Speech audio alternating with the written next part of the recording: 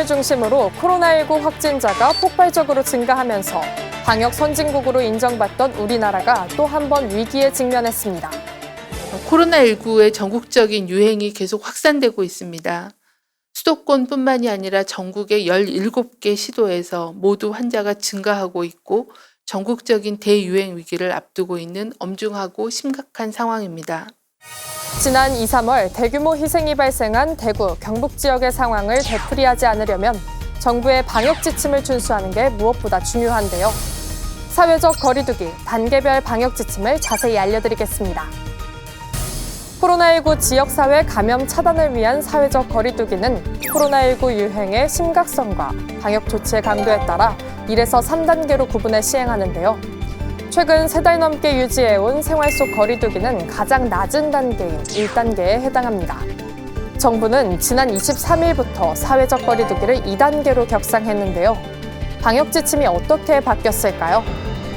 일단 실내는 50인 이상, 실외는 100인 이상이 대면으로 모이는 모든 집합, 모임, 행사가 금지되고 스포츠 행사는 무관중 경기로 전환, 공공시설 운영도 원칙적으로 중단됩니다. 또 클럽 등 유흥주점, 노래 연습장, 뷔페, PC방, 실내 집단운동, 대형 학원 등 12종의 고위험 시설은 운영을 중단해야 하고 학교에선 등교, 원격 수업 병행, 등교 인원 축소 등의 조치가 취해지는데요. 공공, 민간기관과 기업은 유연 재택근무 등을 통해 근무 인원을 제한해야 합니다. 고위험 시설로 분류되진 않았지만 최근 수도권 집단 감염을 주도하고 있는 교회에 대해서도 방역 조치를 강화해 정규 예배도 온라인 등 비대면으로만 할 수 있고 모임과 행사, 단체 식사 등 모든 대면 행위가 금지됩니다. 이러한 집합금지 조치를 위반할 경우 감염병 예방법에 따라 300만 원 이하의 벌금이 부과되며 확진자 발생 시 입원, 치료비, 방역비에 대한 구상권이 청구될 수 있습니다.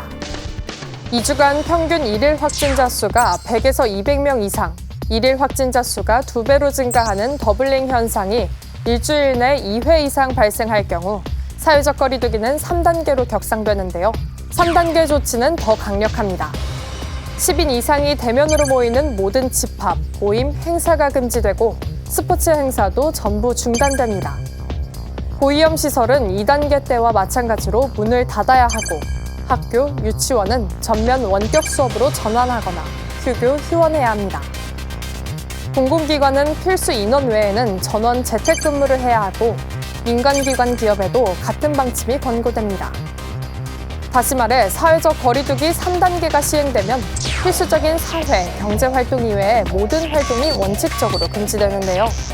국민들이 생활에 큰 불편을 겪고 경제에도 엄청난 충격을 줄 수밖에 없겠죠.